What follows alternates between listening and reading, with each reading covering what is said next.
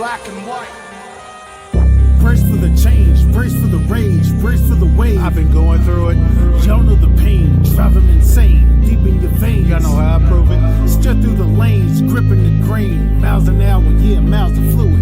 Mask on, asking, why should I do it? Because no one is moving. I came from the swamp, the mud. Algorithm told me I was the plug. Feel for the fiend, you know what I mean. I've been through all of the lesson and hugs, and that is because I've betting all hope will enter here. So listen clear, I made your dreams. Fireflies don't disappear.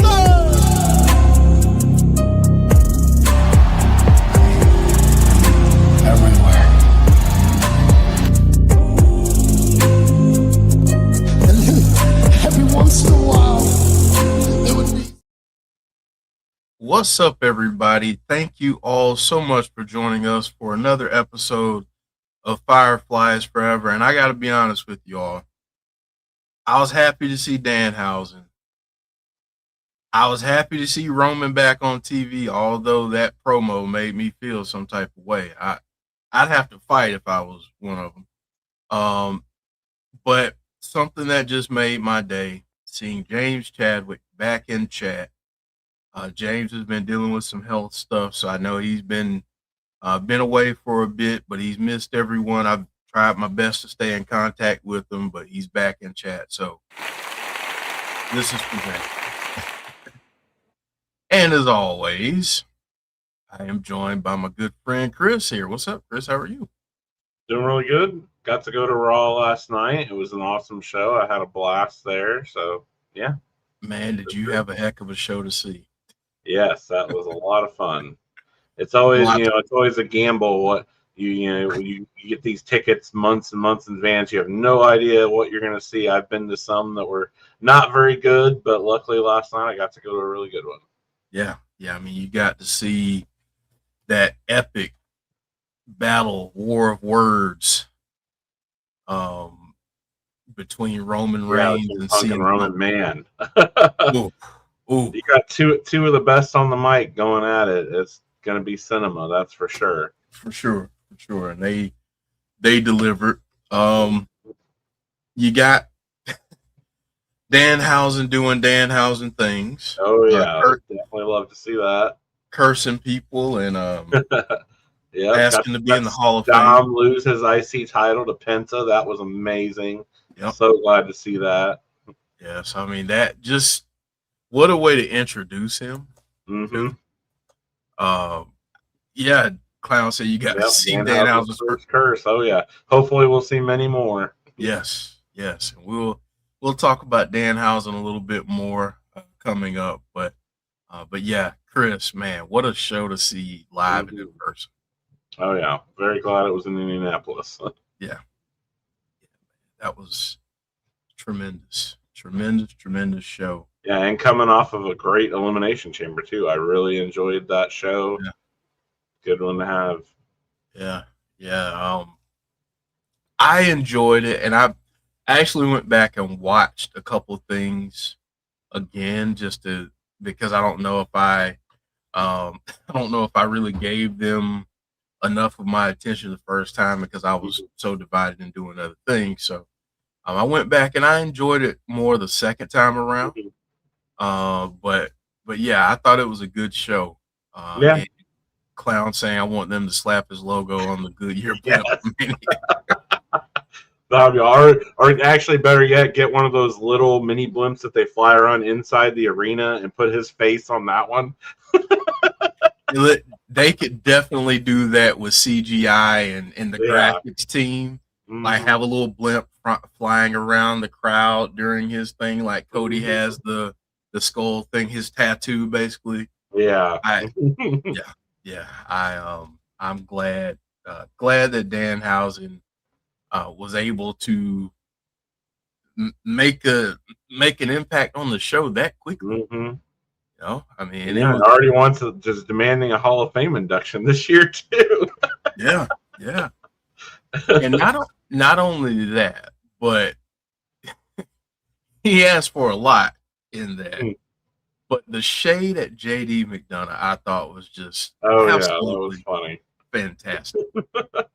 It's like nobody knows who you are, guys. It's hilarious.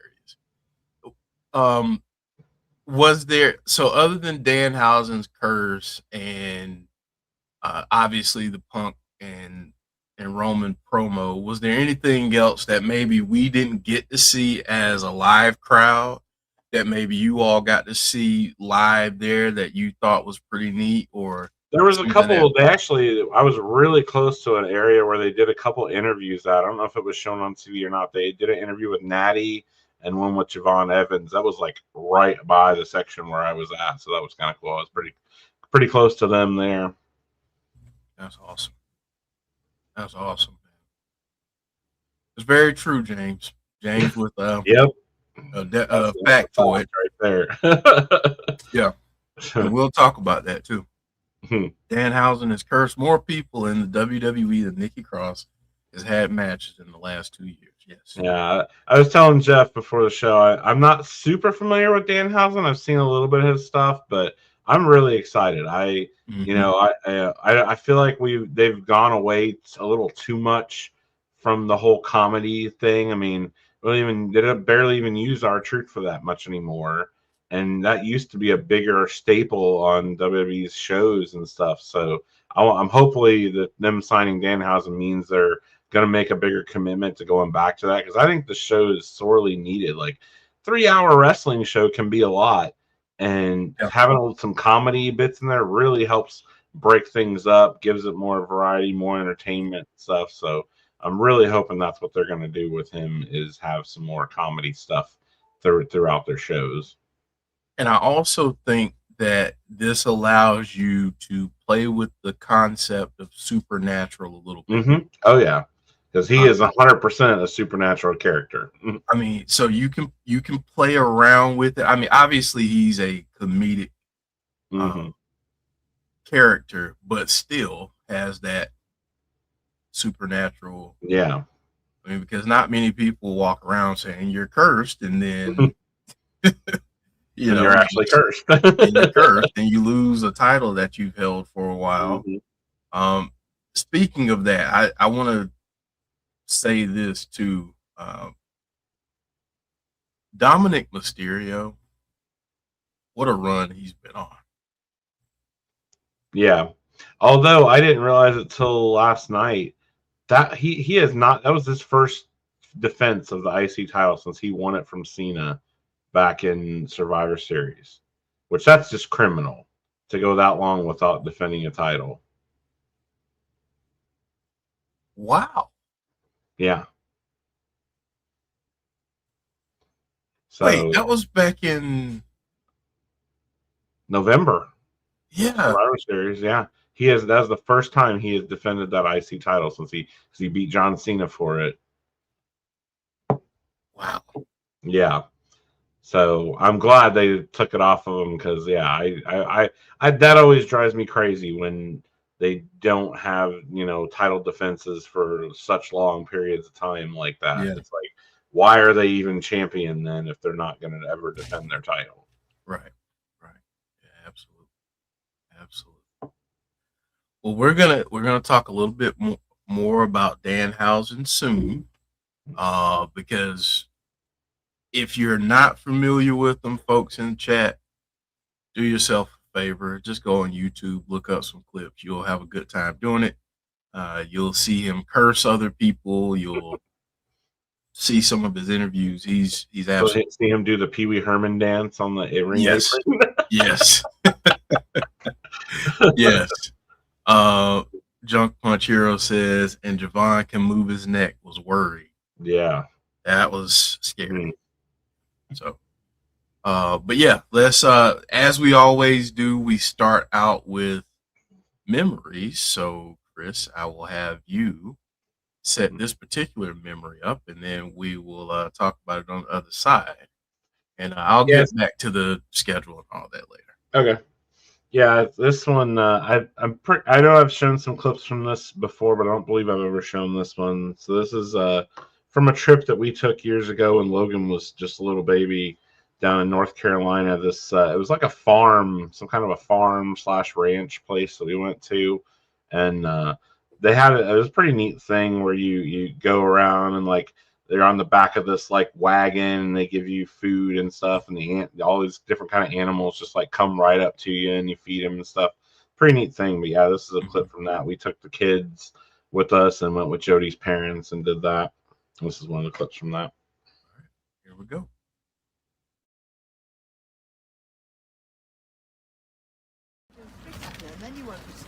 He'll sneeze on you, and then you won't be very happy. This one's fuzzy. Let's get Come here, bud. don't look. Come here. You eat all your food? Why is she eating all your food?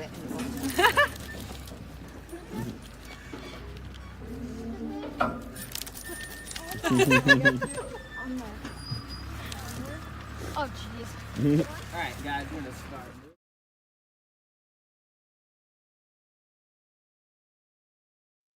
It was a pretty neat thing. The kids just thought that was the coolest thing ever. Having the animals come right up to them and getting them to feed them like that.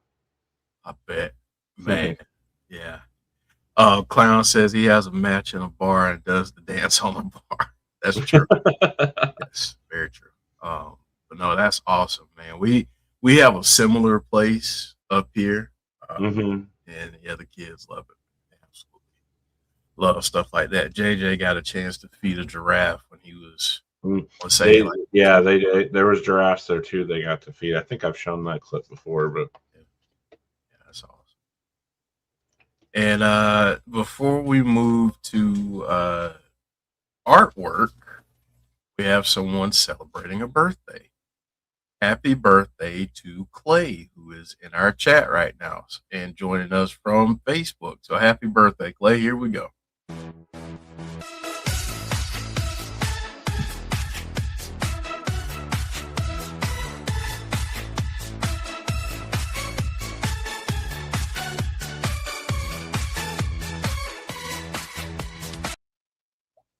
Happy birthday. Happy birthday, Clay. Hope it's a great one. And everyone in chat, give Clay some love. Tell him happy birthday.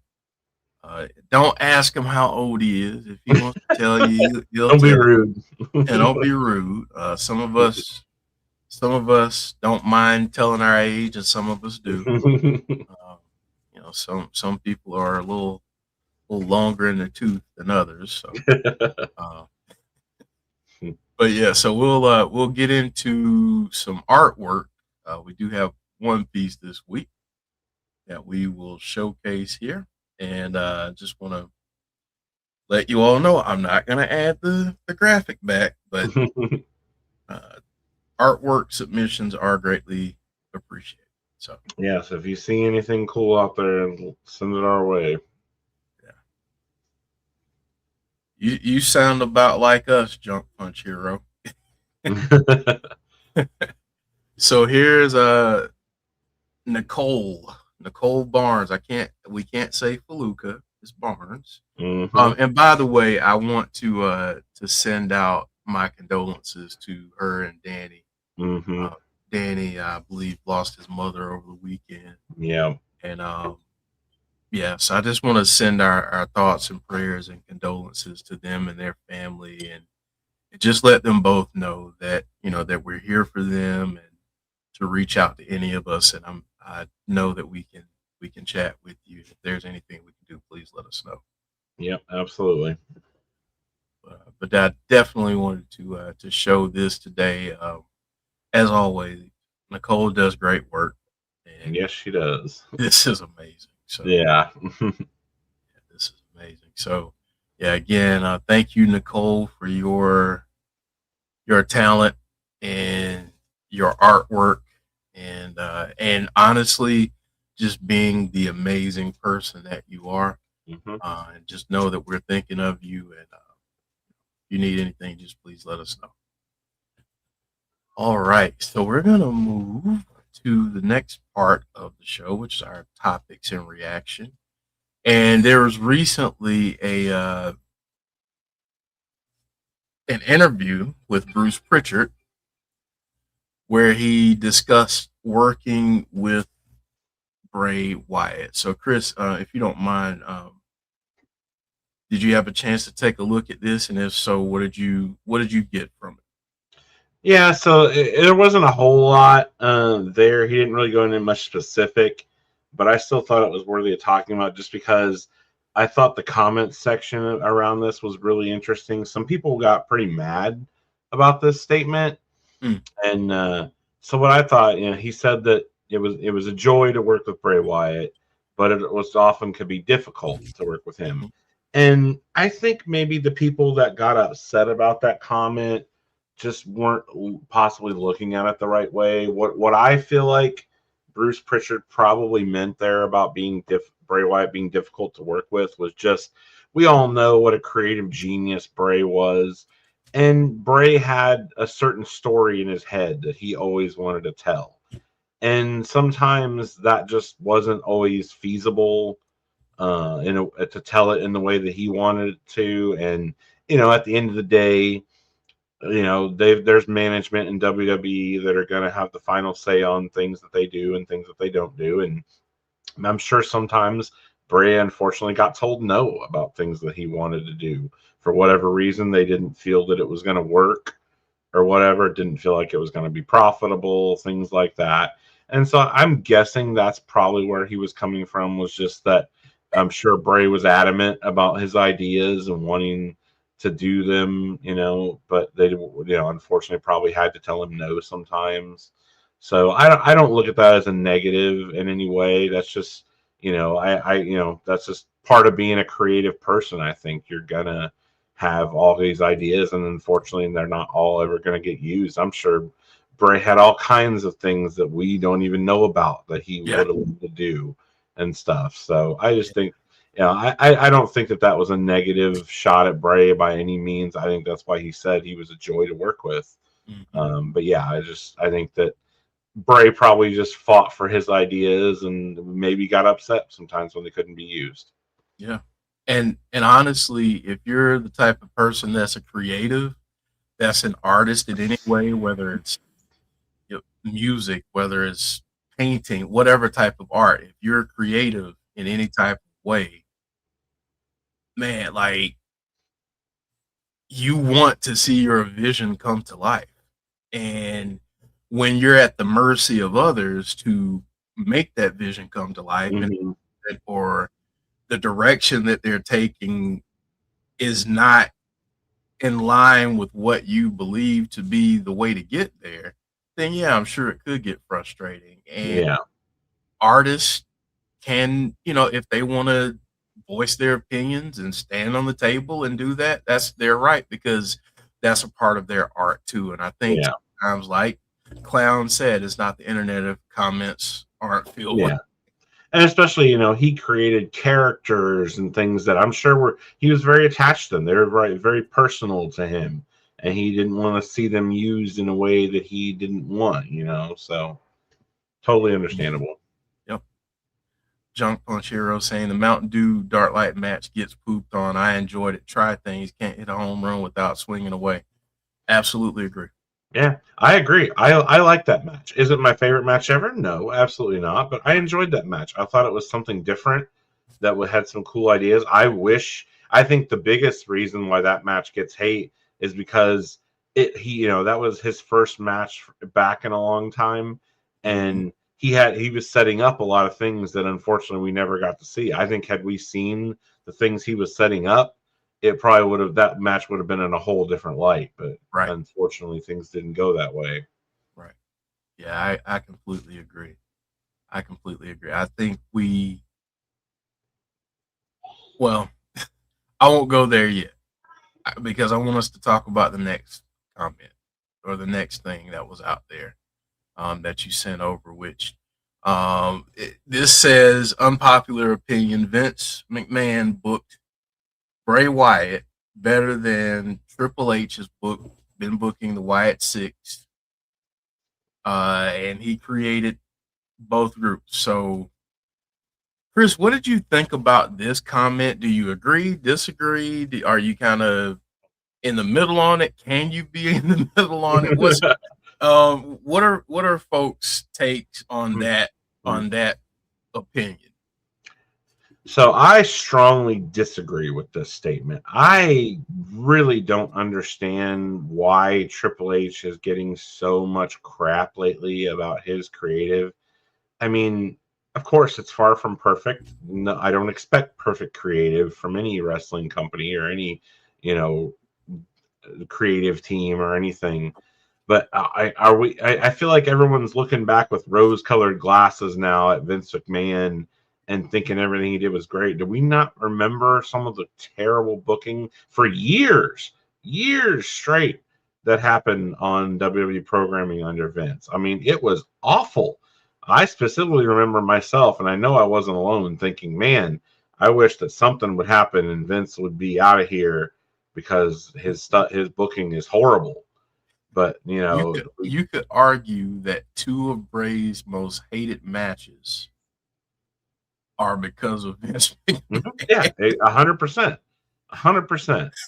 And yeah, I do not agree with this statement at all. I mean, of course, I have critiques of we've talked about it a lot lately about the Wyatt Sicks and some of their booking and stuff, but comparing it to Vince, no, I don't buy that at all. I mean, of course, there was things I loved about the Fiend, but there was a lot I did not. And I've said this before. I would have loved to see Triple H get to book the Fiend. I think it would have been worlds better than some of the ways that Vince had him booked. And I just think it would have been a better run overall instead of looking back and having some of these things like Goldberg and the Hell in a Cell match and stuff like that. So yeah.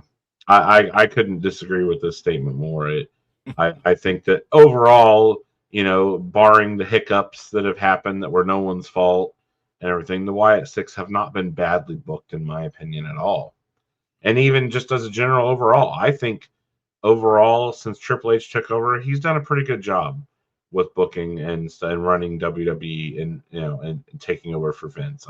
I have really liked the direction that Triple H has done things, and the things that I don't like, I actually would put more on TKO as a whole than Triple H specifically. The stuff that's out of his hands, as ticket prices and things like that. None of that's in Triple H's control. That's all above him. He hasn't, he gets the blame for a lot of that stuff, but a lot of that is, he has no say over. So yeah, I would say this when it comes to booking. Everyone has their own ideas and process for how they think things should be booked. Everyone fantasy books things in their minds, and maybe it's based on the way a story is going, and maybe it's just based on this is what I really like to happen. And I think sometimes, and this is an across the board statement for all companies. I think there are times where promotions lose steam and, like Heather said in her comments, stall out for periods of time. I do think that there are times 100%. When, I mean, you can look at every company and be like, hey, man, it's not awful, but it's not top tier, top shelf stuff. So and that's the thing about wrestling you got to remember too. It's not like football or baseball where they have an off season where no one's really paying much attention. Most people don't care that much about things that happen. They get all this time off. Wrestling's 24/7, 365 for the most part. So they constantly have to be doing stuff. They got shows every single week that they have to write for. It's bound to have some stale moments here and there. I mean, think about your favorite TV show. Hey, Alicia, how are you? Think about your favorite TV show and think about the way that they have to write them and the way that they have to execute them. Yeah. There are some TV shows that during the season, you're like, man, like looking back on it, I'll give you a prime example. Breaking Bad is one of my favorite shows of all time. Me too. But if you couldn't get through the first season, you missed out on so much greatness. If you stopped at season 1 or season 2, my God, you missed so much greatness. And I think that's where us as fans, we have to get to a point where we have to understand that, there are things that we want to see as fans. We want to see them use people more. We want to see them elevate the folks that the crowd is really behind and all of those things. But there's also a dollars and cents component that we don't take into account as fans, that we can't take into account as fans because we don't understand that pressure. At the end of the day, they're a company trying to make money. Like Exactly. That's their goal. I mean, yes, they want to make a good product. They want you to watch and stuff. But at the end of the day, the reason they're doing all that is because they want your money. I mean, it is what it is. So. Yeah. And I think too that with a company like TKO, like you just brought up, they're trying to make money. As much as we want WWE, and I think this is maybe the easiest way, it just kind of hit me. The easiest way to think about this for me is, as much as I want WWE to be a wrestling first company, they're not that anymore. They are an entertainment merchandising company first and second. Third, fourth, or fifth, somewhere they might be wrestling. That comes later, but the first few things are, generating that revenue, merchandising, and then everything else falls into place. And sometimes that can hit great, because then you can get storylines where you get big names that pop in and celebrities and you get different storylines that way. But then other times, like we're seeing, there can be lulls where, I'll be honest, there have been some times over the last year where I'm like, I don't know where really this is going, or man, SmackDown was rough to get through this week, or whatever the case. So I do think that there are going to be times where we have lulls. But I think if you can say, for the most part, if you can give them if they have more than a 50% win rate, I think you're doing okay. And most companies have that, I would say. And then too, you think about it, like, this time we're in right now, Royal Rumble to WrestleMania is the most exciting time of the year. And then gradually after Mania, it feels like it kind of starts to fall off a little bit. You get to, toward October, November, December, it's like, man, I can't wait till Rumbles and Mania season, because it's really slowed down, and that's just part of it. And Mania season is always going to be the most exciting time of the year for wrestling, and it's going to drop off at a lot of other points before that. Right. And Junk Punch Hero making a great comment here. Attitude Era is rose-colored glasses. Try watching weekly episodes, not the moment episodes, which is a great point. 100%. I can attest that. Me and a buddy of mine started in 1997, going back and watching every single episode of Raw. The amount of crap that we have fast forwarded through in all those episodes blew my mind. I'm like, what were we thinking back then? Like, yes, there was a good match here or there, a good moment here or there, but for the most part, it was trash. Like, we really do have rose-colored glasses about the Attitude Era. The moments that were great were amazing. Great. Some of the best of all time. Getting to those moments, some of it was just junk. Dog meat. Meat. I mean, honestly, as a WCW fan, like I was kind of a periphery WWE fan for years, but I was mainly a WCW guy. In the last, I would say, 8 years or so of WWE, there were some WCW, there were some episodes of SmackDown, and if you hung around long enough and you got a chance to see Thunder, there were some episodes of Nitro and Thunder that I saw an episode maybe like a year ago, and I had to question myself. I was like, did I watch this? I wonder what my younger self thought about this episode. Yeah, that's what I was saying to myself watching some of those old episodes of Raw. Yeah, because it's like, this is dog meat, Like, this is terrible. So I think so. I completely agree with that comment. Is that I think sometimes you get the episode where Stone Cold drives out the Zamboni, and you're like, "Yeah, this is awesome." But yeah, look at that moment. That was great, but look at the rest of that episode. Yeah, so it's just like I completely agree. I think we look back on certain things in wrestling, not just wrestling history, but entertainment history, sports history, you name it. We look at it with rose-colored glasses, and it's just like someone saying that LeBron couldn't compete in the 80s in basketball. Like I saw the 6'9", 260 guys in the 80s. They were Karl Malone. They weren't doing what LeBron James can do. Yeah. So again, I think sometimes we think about certain things and it sounds cool and it sounds provocative, but it's like you're not doing yourself any favors. Heather she brought this up, talking about merch, saying speaking of merchandising, when does Danhausen run into the Six? Could you imagine that kind of crossover? I'm imagining and I'm dreaming and hoping and wishing for it. Heather. Yeah, that was actually one of my first thoughts after seeing Danhausen's debut. I'm like, ooh, this could be really interesting if he ends up having some kind of an interaction with the Six. Man, like that would be. Let's fantasy book it. Let's have some fun with it real quick before we get into Howdy and Solo's match. Let's have some fun with this one real quick. How would you do it? Would you just have them run into him backstage, or would you build a program somehow? I think backstage would probably be the way I would go.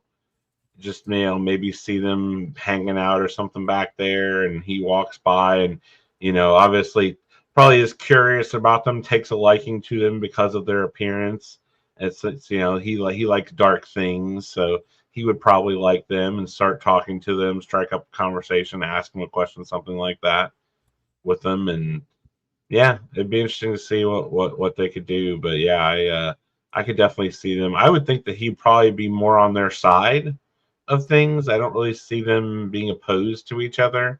I could see him maybe wanting to help them out, or maybe even he wants to try and join the Wyatt Sicks or something like that. They could definitely, and that would be interesting too, because obviously we haven't seen anything in comedy with the Wyatt Sicks, but I don't think that would necessarily be a bad thing. I think that it actually might raise some people's engagements of the Wyatt Sicks if they were able to do some, not like all the time or anything too major, but just something like that, especially with a character like Danhausen. I think that might be pretty interesting. Yeah. I mean, really, if you think about it, it really would kind of draw back to the Firefly Funhouse was essentially a comedy shtick that Bray did. So, something like that, he could be that kind of a comedy edge to the Wyatt Sicks.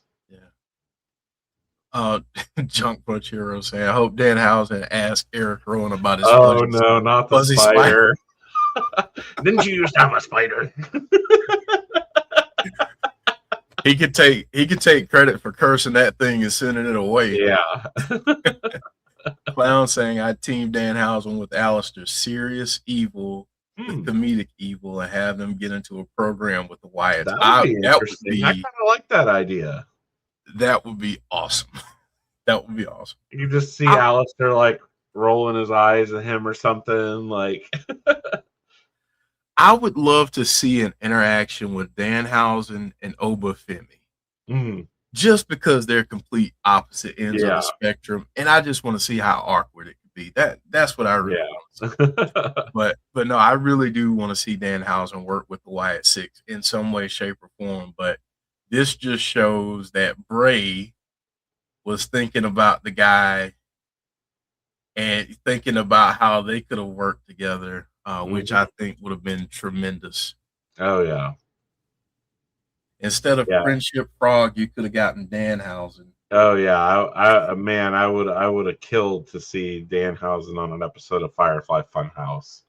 That would have just been absolutely epic. Yeah, it would have. Man, just awesome stuff. What about the lights on and off? He strolls out. during those moments. He's like, wait, how did he get? Yeah. I like that too. That would be funny. Everybody thinks the Wyatt Sicks is about to come out, but he strolls out. Like, But he what's going comes on? out. Junk Punch Hero, give me 5 minutes of Danhausen and R-Truth. I That's definitely going to be want to see comedic some gold. Danhausen R-Truth stuff for sure. Yeah. Clown, one of I saw the greatest comment about that actually on Twitter. Someone said that they need to pair Danhausen and R-Truth up as a tag team, but R-Truth thinks that he's tagging with Sting. Sting. Oh my gosh. That would be the jokes just write themselves at that. Yeah. One of Brock's dates leading to Mania, Danhausen has to try to answer the open challenge. Let's see if he can break it. We've already seen it before. Lesnar would be busting up laughing 100%. Can you imagine Danhausen out there cracking him up and comes out behind? Oh my God. I bet Danhausen could probably break almost anybody's character. Oh, for sure. He almost broke Dom last night. Yeah. Especially when they did the JD thing. It was like, hey Finn, hey Dom, hey, I already hate this guy. Heather saying Danhausen corpsing Lesnar. Yes. Yeah. Yes. All right. Well, let's get into the theories and discussion for the last part of the episode. We got a matchup between Uncle Howdy and Solo Sikoa. And first, I just want to get everyone's thoughts on the match itself, not the outcome, but thoughts on the match. We'll start there. I thought it was a good match. Solid back and forth. Like the moves and stuff they were doing. Love to see Howdy using the mandible claw on Solo. We haven't seen that for a while. That was very cool to see, and can't wait to see if that was a tease for the near future or not. But yeah, I thought it was a solid match. I'm glad that for the match itself, anyway, it stayed one-on-one. No one got involved or anything. That was cool. I didn't expect that. I called shenanigans. I thought for sure somebody would get involved during it, but no, we got a clean finish. Howdy got a clean win. I thought that was really good for him.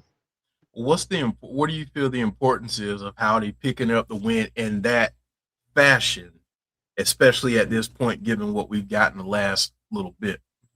Yeah, I thought it was really good. Howdy's undefeated solo. I really like that. Now he hasn't lost a singles match yet.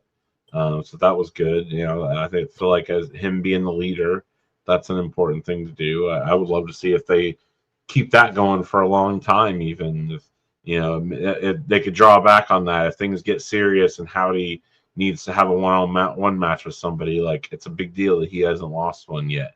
Right. I think that could really be a cool thing down the road that they could lean into for certain feuds and stuff. Absolutely. I think that I thought the match was really good. I enjoyed it too. Solo continues to show me that he's ready for the moment. Mm-hmm. I think he's improved so much, and I really enjoyed Solo's work. Before, it was like, okay, I get what he's going for. Mm-hmm. And when Cena called him a bargain basement Taz, I was like, that was not nice. But since then, I will say that he's shown a lot of personality and character. Yeah. I feel like Solo came in really green, and he's really came into his own as of late. Yeah. And that's why I think for a while, if we're being completely honest, when him and Jacob were side by side, Jacob was just shining. I mean, it was because Jacob has the experience. He's not green. He's been wrestling for years. So. Yeah, that did not help Solo one bit, being that close to Jacob. No, but Jacob is just that kind of dude. He's just tremendous. He's gonna do that to people. He's gonna cast a big shadow for people. Yeah, for sure. So we got the win, but Howdy could not rescue that lantern in time. So close. He had fingers on it. Yeah. And then out from the ring announce area come the MFTs to take it away. Yeah, like that. So what do we make of that? What do we think of them still not being able to get the lantern? And I guess the main question I have for you, Chris, and everyone is, can the MFTs keeping the lantern lead to deeper storytelling and character expansions for the Wyatt Sicks? Yeah, it definitely can. I'm really curious to see now where they go with this, because I feel like they need to do something like that. That a lot of people I think expected him to get the lantern back in that match by now, and now that he didn't, yeah, where are we going? I want to see. We need to we can't just keep having the Wyatts standing there staring them down while they're still holding the lantern. Like, we need something more. We've been talking about. We need them to really get in their heads and strike some more fear into them, because they're not afraid of the Wyatts right now, not at all. They've had the lantern for a while now, so they've got to step up and do something that's going to escalate things and make the MFTs scared of them. That's the missing element. They're not scared of them, and I feel like they need to do something to make them that way. Yeah. I think also that them not getting him not getting the lantern back means that they probably are at this point gonna have this go till Mania. I'm guessing. Mm-hmm. Heather's saying, guess a certain someone needs to curse the MFTs to get the lantern back. Sean Rousset, hey Sean, saying Solo's character in NXT was totally different than he has been on the main roster. Also, completely agree. Yeah. And I think that's a fair point. And Heather was Solo brought up too soon? I don't know if too soon or maybe in a different storyline. Because the storyline that he got put into was the biggest thing smoking at that point in wrestling. I mean, it was huge. Yeah, put up, right, surrounded by Roman and the Usos, all these people that have all this experience. Yeah, and then Drew was hot. The top stars in the company. Yeah, and you had Drew involved. You had Cody, John Cena. So I don't know if it's the wrong time, but I think that's where they've learned and done things differently with Trick Williams and Obafemi. They've done things a little bit different now. Trick is a different phenomenon altogether. I think Trick is the next big WWE star. I just feel like that's the dude in 5-10 years that's going to be in movies, that's going to be on TV shows, that's going to be doing all the stuff that you see The Rock and Roman Reigns and John Cena doing. I think Trick Williams may be that guy going forward. So yeah, I could see that. He just has that charisma. Yeah, it's undeniable. I've never seen someone go up to the main roster and sustain it as long as he has, and the crowd pops keep getting bigger and bigger. And what's crazy is they'll chant, the whole place will chant "whoop that Trick" when he comes out, but then boo him in the match. Yep. But yet they still chant for him. Yep.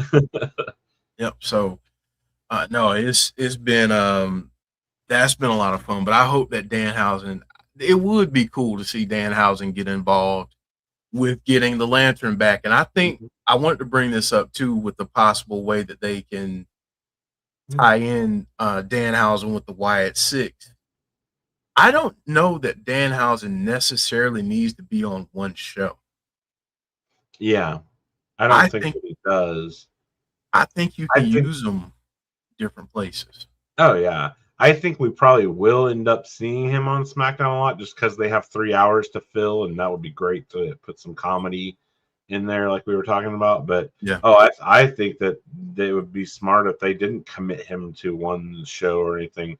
Have him show up on NXT sometimes, or on TNA, or what, like AAA. Yeah. AAA Oh, version. yeah. Come out from under the ring on AAA. Like, yeah, yeah. If they use him in the right ways, like, oh my goodness, the things he could do are huge. Like, I think it's funny that, I heard a story about that. Not everyone backstage was in agreement of bringing in Danhausen. That it was kind of split on stuff, but I just don't understand that because he's just such a different star than anything they have. Like they're R-Truth would be the closest thing you could probably compare to him, but even then, he's still really different than R-Truth. So, why wouldn't you want someone that's that versatile on your roster that you could do so many different things with? Mm-hmm. Yeah, I mean, there's just so much, and again, I know Chris says this a lot, and I have to blame Chris for getting me into AAA, adding another weekly wrestling show. But if you haven't been watching AAA, it's fantastic.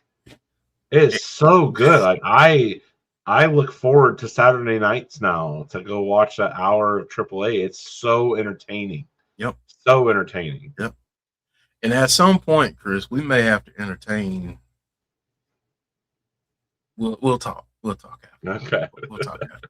But yeah. So yeah, it could be really cool if they use Danhausen, in some way. And I just answered Clown, because this is hilarious. Clown says, "I know I overthink it, but Trick confuses me. His name is Trick. He has a crowd chant, 'Whoop that Trick.' So is he asking to get beat?" See, that's what I've been saying too. Like, his chant makes no sense to me. It's like, all right. So if you could write it out, it'd make a lot more sense if they could say, "Whoop that, Trick. Whoop that." The crowd is telling Trick, "Hey, whoop that. Whoop whoever that is. Whoop that, Trick." I didn't think about it from that perspective. Yeah. I just always took it as like, like they're saying to beat him up. Like, which I mean, I agree that Trick is a huge talent and stuff. I'm not a huge fan of him just from a wrestling standpoint or anything. Yeah. But I definitely see the talent and everything. And so, I was definitely confused on that one. I would say from a wrestling standpoint, he has gotten better.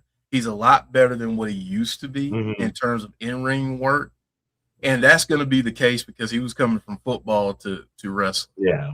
But then I think as he continues on the main roster and he continues around people like Randy Orton, like Sami Zayn, like some of the people he's been around already, Cody Rhodes.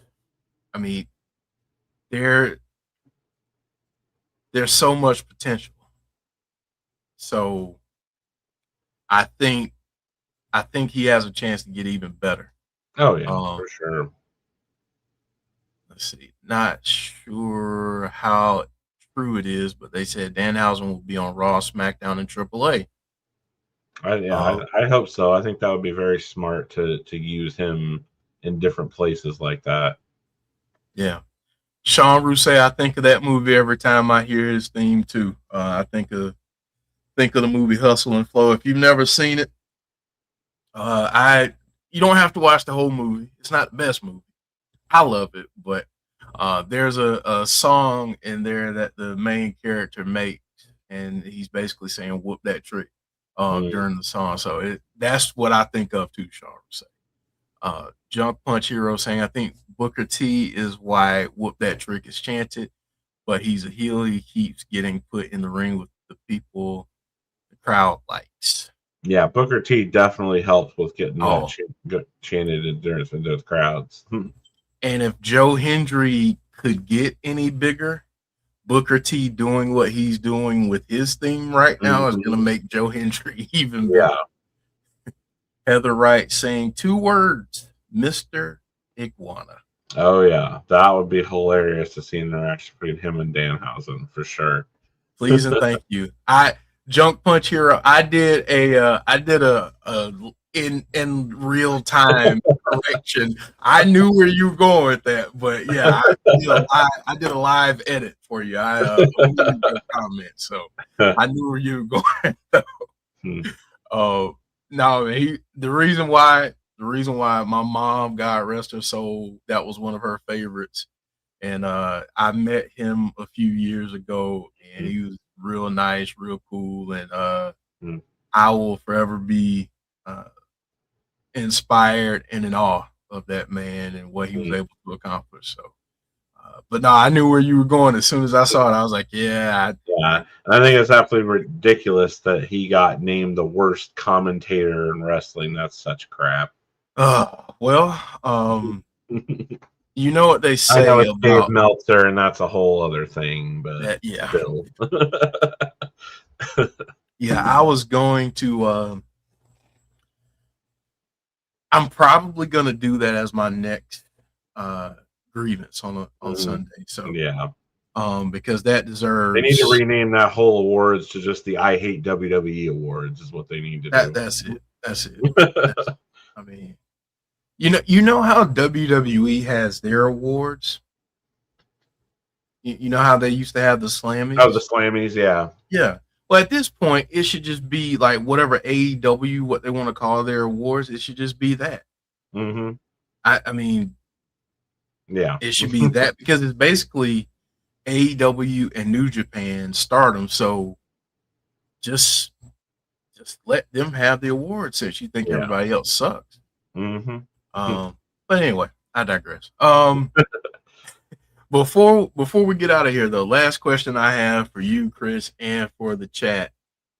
After Howdy's win, are you now feeling more excited, feel about the same, or less excited? I'm feeling more excited. I think, the Wyatt Sicks definitely needed that. They've been, on quite the losing streak lately. So it was good to see Howdy get a clean win over Solo. Even in not getting the lantern back, I feel like that was still good. It was still a push in the right direction to give them a little momentum back.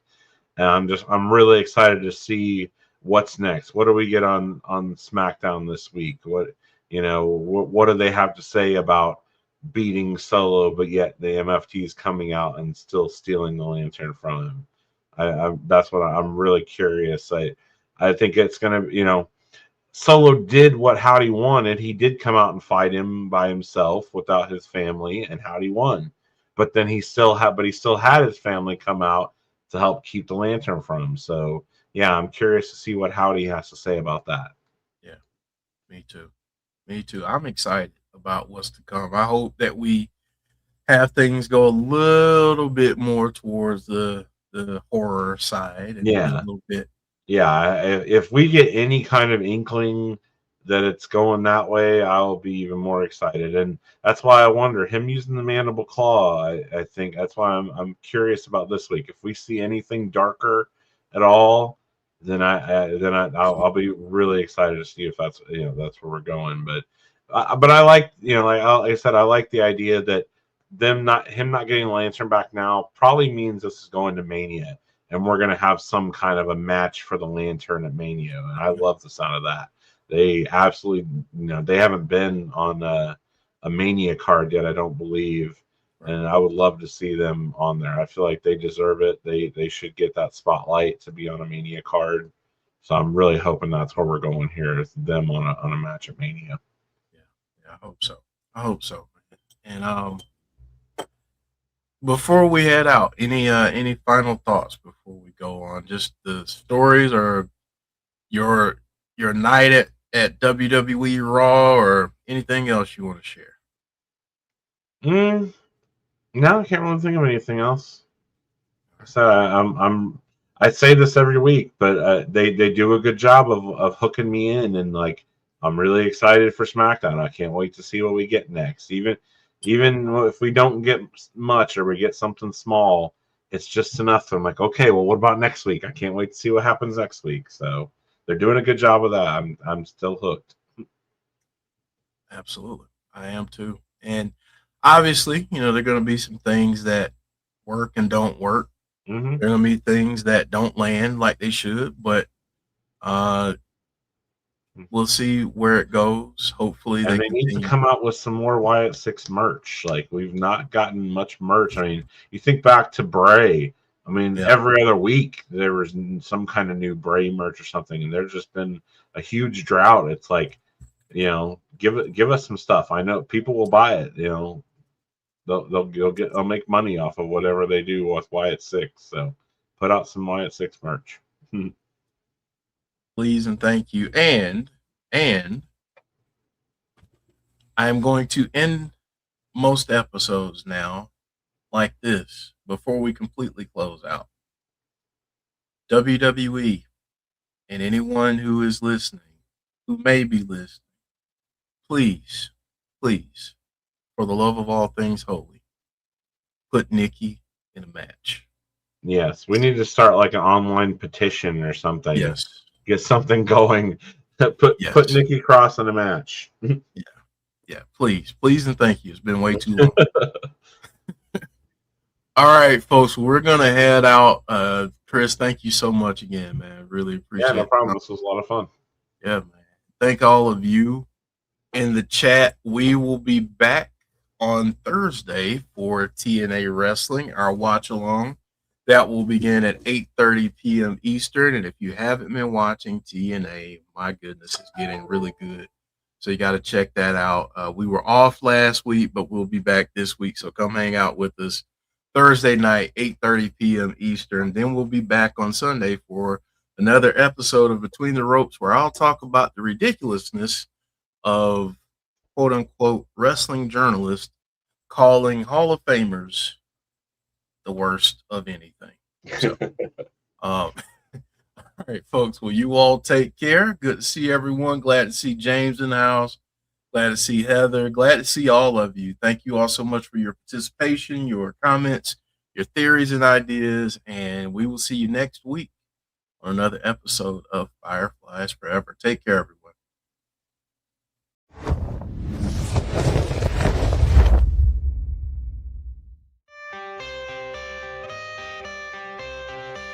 I'm the color red in a world full of black and white. Brace for the change, brace for the rage, brace for the wave. I've been going through it. Y'all know the pain, driving insane, deep in your veins. Y'all know how I prove it. Steer through the lanes, gripping the grain. Miles an hour, yeah, miles of fluid. Mask on, asking, why should I do it? Because no one is moving. I came from the swamp, the mud. Algorithm told me I was the plug. Feel for the fiend, you know what I mean. I've been through all of the lashing and hugs, and that is because I bet all hope will enter here. So listen clear, I made your dreams. Fireflies don't disappear.